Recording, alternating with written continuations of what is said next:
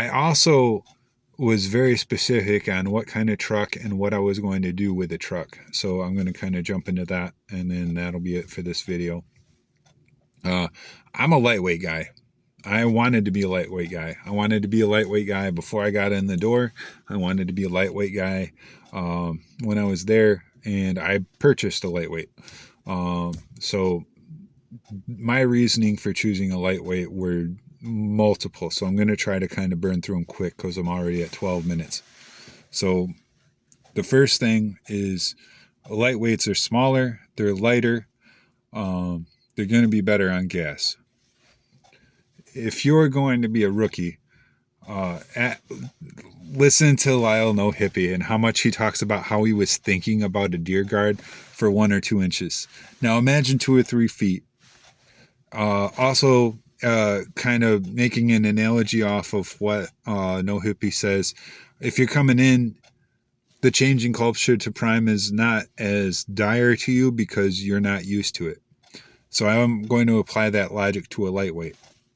Yes, if you have a bigger sleepover cab, if you have one of the big 127s or something like that, if you've been in that and you go to a lightweight, it's going to suck. If you start out with a lightweight, you're going to be able to make it work. If you take out the seat, I did OTR for 2 years. I never had an issue with finding room. In fact, I still had room in my bunk, and I had 2 cats with me. So I kept that shit full, and it was still okay. Especially for your first year when you're out on your own, having 2 or 3 extra feet with that lightweight is going to make, I can't even tell you how much difference that's going to make. So for your rookie driving, for that rookie year, for that rookie lease, you have a vehicle that's better on fuel.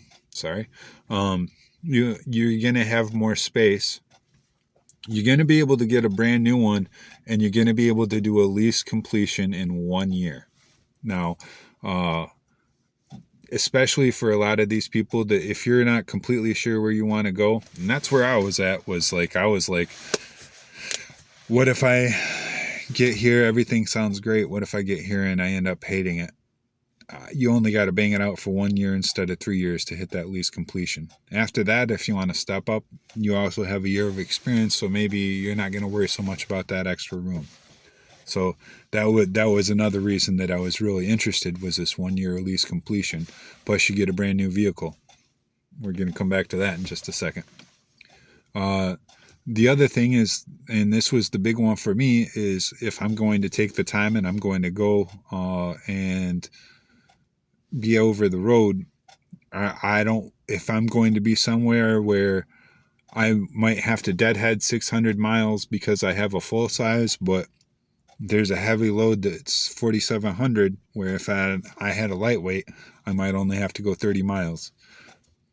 I realize that having a lightweight gives you a small, it might not be huge, but a small advantage, especially for me living in Michigan, Reed City. That gave me an advantage to go up and get loads where somebody else might have to deadhead 500 or 600 miles, and it was only 120 miles away from my house. Plus it's passing like 3 miles away from my grandma's house on the way down to Tennessee. So it was the 1 year completion, better on fuel. You get a brand new truck to start with. They're also going to be more available. So if there's a line, you're going to get bumped up quicker because a lot of people won't go with the lightweights. On top of that, you're going to have more access to loads. You're maximizing your availability, and you're decreasing as much as you can on your prices. Plus, the weekly payment is going to be less because it's a smaller vehicle. I also, I don't think they make Pete or Volvo lightweights. It's only Freightliner. I also knew I wanted a Freightliner. Pete's look cool. They sound cool. Yes. If you guys spend time in the shop, Pete's and Volvos, that's where they lose me and where I'm in a Freightliner. I can get a lot of stuff done at Love's on my 10-hour break instead of waiting 2 or 3 days. At the COVID time when I was joining, it was 2 or 3 weeks to get into Pete's and Volvos, things like that. Now, so I did end up getting a lightweight. It was green. It was brand new. It only had 400 miles on it. I also am going to say this, that I know a lot of the guys will say lease purchase brand new truck, lease purchase brand new truck. Here's where I'm going to say getting a used truck might not be that bad. Now remember, I got a brand new lightweight, 400 miles on this truck. That truck lasted for 2 weeks. And then the MCM computer module on the truck went out, and I ended up being stuck in Columbus, Ohio at 5 p.m., which is very relaxing on the side of the fucking road there, I'll tell you. No sarcasm there. And the truck ended up, because it was COVID time then, wouldn't be this bad now. COVID time then ended up being almost 7 weeks out. I had to get routed back, and then I had to go get put into the truck I ended up buying. So I ended up getting another lightweight, and where other people were waiting for 2 or 3 weeks, I ended up going there one day, getting the truck the next day, and bouncing back out. The second truck I got, it had 125,000 miles.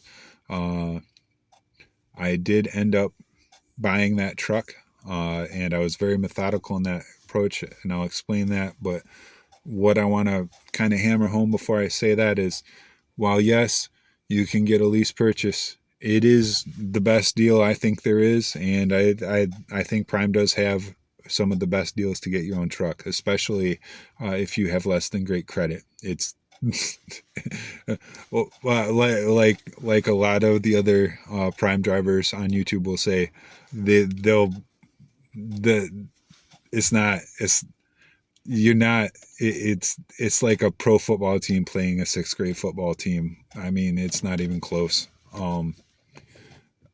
So going on to that, I will say I decided, so I had planned to do the 18 months with the brand new truck and do a C1 buyout, which I'm going to explain a little bit.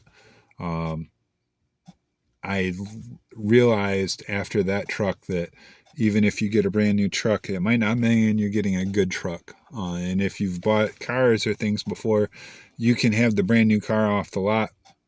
That doesn't mean it's going to be as good as one that's down the street. Cars are made.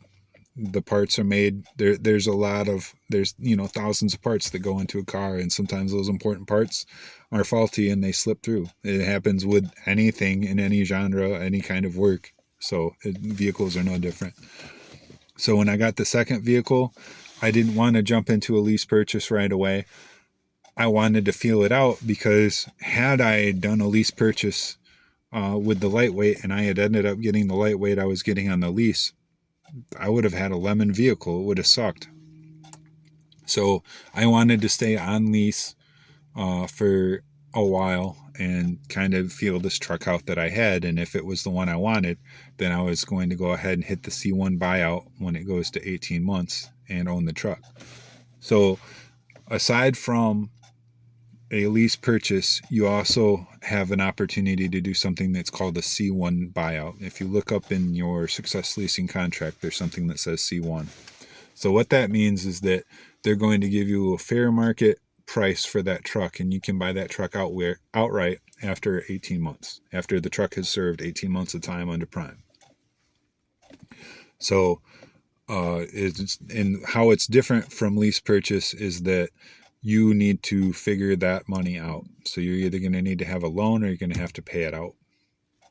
It just so happened for me, while I was leasing this truck, this is now 2013. I leased for a year because I wanted to feel out that truck, because the new truck I had scared me. So I wanted to run this truck for a year, see how it handled. Running that truck for a year meant that I was taking care of it. I knew the oil changes. I knew the maintenance. I knew how the truck was cared for because I was the one doing it. So that made me more comfortable for buying the truck.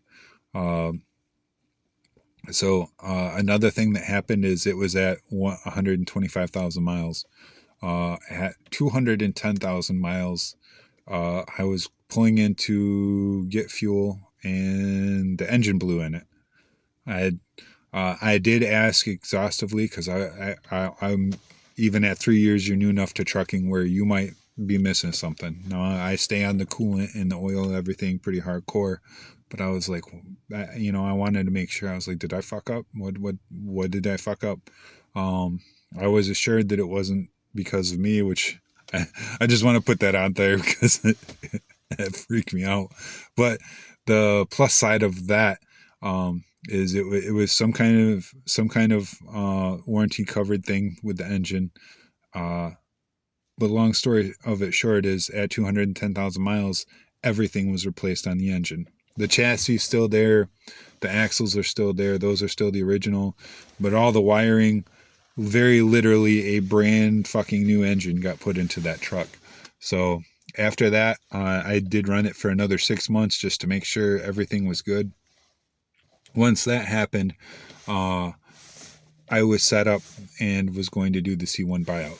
Now, where I would say if you're intrigued by the C1 buyout and it's something you think you're going to do, one of the things that I see so many prime drivers do, or drivers, prime, probably everybody else, even just younger people that get a new job, you go out and you buy a big ass $80,000 truck or some kind of sports car, something like that. Now I'm sitting in a Porsche. I'm going to talk about that in my next video, but there's a very specific goal, push yourself kind of reason that I have this vehicle. It's also a 2013, and I paid $13,000 for it with 112,000 miles.